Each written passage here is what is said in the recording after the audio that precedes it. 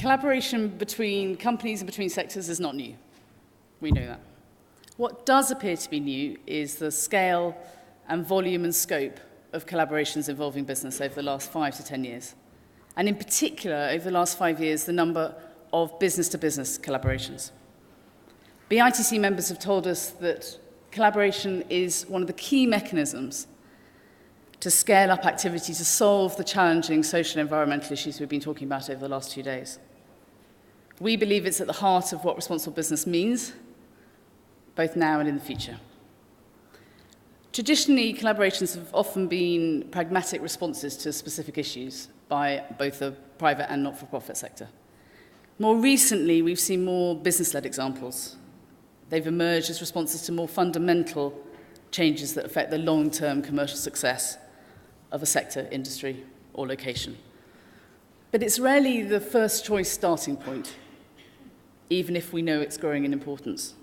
Partnerships can be hard, they're slower at the beginning, and you often have less control of them. So why bother? I think the evidence is really showing us that this is the future, and I'd encourage you to think of this as the way of doing business, not just the way of strengthening the partnerships with specific charities or partner organisations. Why now? The evidence and the research has led us to conclude there are three main reasons why companies are collaborating on social and environmental issues more now than ever before.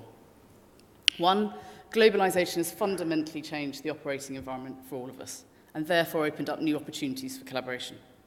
And as we've heard throughout today, and you well know, the issues facing responsible business like yourselves are so big and complex that no one organisation can tackle them on their own. And increasingly, in the UK as well, there's an increasing pressing need for local partnerships with larger and small businesses, local communities and government to work together to develop shared solutions. Our review of partnerships and collaborations that have happened over the last 20 years show that in the last 5, businesses have started to play more of a leading role in the formation of those collaborations. So why? Why collaborate? Is it just safety in numbers? Is collaboration intrinsically defensive? Well, no. Shared goals, shared visions, and shared actions. Companies are doing this for a lot of positive reasons. Building more and deeper connections with communities, customers, suppliers, to pool resources in constrained times, and to tap into sources of other knowledge and expertise. Collaborations by those involved tend to be viewed as movements, not organisations, movements that mobilise and motivate, and through scale create legitimacy for common voice and influence. And particularly among our interviewees, there's a real consensus that collaboration is the only way to achieve sustainable solutions, particularly when organisations come together around a problem and collectively work on a solution. From our research and a review of an enormous number of partnerships and collaborations, we've worked up 5 types or models of collaboration. It's not exhaustive, but I hope it offers greater clarity on the collaboration landscape. In our report online, on the BITC website today, you'll find a library of 60 or so collaborations, and we'd love to hear any more that are missing from them. One of those is system-based initiatives, collaborations often within sectors who have jointly developed certification or monitoring systems, particularly those looking at production chains. The Roundtable on Palm Oil is a great example. Now has 570 members, and over the last year increased the sales of certified palm oil 100%. Sharing knowledge and ideas is also a valid area of collaborations, and an enormous number of them. Working together to establish ideas, best practice, share expertise, such as the Microfinance Summit campaign, brings together all those across the globe working in microfinance together who finance 25 million people. Or the Fund Group looking at human rights issues in the banking sector. Or at a more local level, the Slough Business Community Partnerships, all sharing knowledge and best practice. Project-based collaborations are usually cross-sector, where partners come together to address a social, environmental, or local issue, employing the strength of lots of different partners. We're going to hear today about the Heathrow Sustainability Partnership, which is a great example of this, working with a number of businesses in and around Heathrow. Another example is the largest health collaboration initiative led by GSK, which together donates over 2 billion treatments in 50 countries. and funding-led partnerships, perhaps the more traditional corporate charitable partnerships. Although traditionally they've been time-bound, we're seeing more and more that these develop into longer-term collaborations and increasingly into social business initiatives. Some examples include ASDA En Route, youth provision, which has seen a dramatic reduction in antisocial behaviour and an increase in access to appropriate resources, or CAMFED and Linklaters working on girls' education in Africa, or indeed Alliance Boots working with Macmillan Cancer Support, which we'll hear about in a moment. And lastly, social business initiatives, perhaps the newest category of collaborations.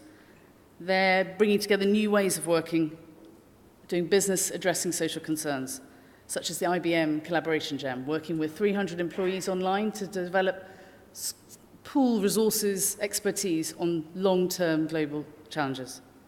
Or Grameen Danone, which is a new social enterprise developed by those two businesses, which produces a yogurt enriched with crucial nutrients, targeted at a tiny price to those at the poorest end. You may have noticed that I'm talking interchangeably between partnerships and collaborations, as we all do. But they're not always the same, and it's quite a lot to read, and you'll see more in the report, but there are differences, and our interviewees and those we spoke to do see the differences between the two. But many make the point that there are consistent relationship between them, and often most lie on a certain point in that continuum. Across all the ones we've looked at some common success factors. The most successful and more modern forms of collaboration come together to share a problem and then to work together on the solution, albeit a common way of working or a new standard or a new initiative. But it only works where there's sufficient shared interest and the commercial undertones are really understood. As one of our respondents put it, the total has to be greater than the sum of the parts. A number also talk about teeth, having specific programs or initiatives that really bring the collaboration alive. Certainly at the beginning of collaboration, we've seen that work really well, where they've set up specific initiatives in order to work together and understand each other closer. And an independent voice or management is another concern that comes up as a success factor if, on the longer term, to enable longer term momentum on collaborations, perhaps having an independent voice or management is a key. Despite the variety of partnerships and collaborations that exist, that we've looked at, and both the academic literature and our interviews tell us a remarkably consistent story when it comes to the how-to of working with others. The need for common vision, recognition of equality amongst those involved, and strong personal commitment. On paper, collaborations are between organisations. In practice, of course, they're about people. And it's the dynamic of this interpersonal relationship which drives a lot of these collaborations and ultimately their success.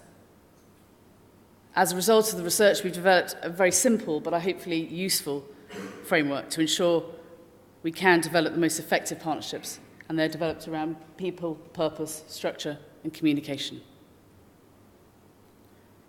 Over a year ago, our members identified competition law as a potential barrier limiting the ability of business to scale up activity.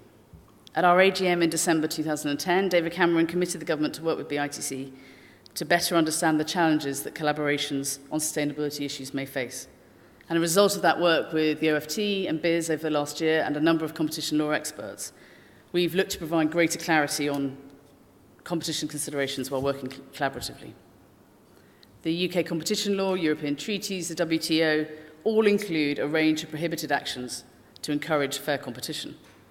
And there's no positive authorization process. So many collaboration activities involving competitors, suppliers, and customers, I would encourage you to consider potential competition law implications. Particularly true when those affect price, the availability of product, consumer choice, or indeed market share. A number of large organisations have been severely impacted by competition law authority rulings. We heard about one in the supply chain session yesterday. And conversely, we found a number of SMEs wary of getting together with other companies, afraid of competition authority, when actually there's no risk of breaching the law. To help in this complicated minefield, our report has offered some top tips, a decision tool, and much more detailed, fuller guidance on competition law. So what next? Through the desk research and talking with all those involved in a number of collaborations, it's clear that working together to tackle the issues that are highest on all of our radars is going to be the way of the world going forward. whether that's with competitors, customers, suppliers, local communities or government. We're all operating in a complex web of relationships which don't just happen overnight. While collaboration is not suitable for all companies all of the time, we certainly hope that the types of collaboration that we've highlighted in this report just become the way that we do business. Please encourage you to go online and find out an awful lot more. Thank you for your time. Thanks, Charlotte.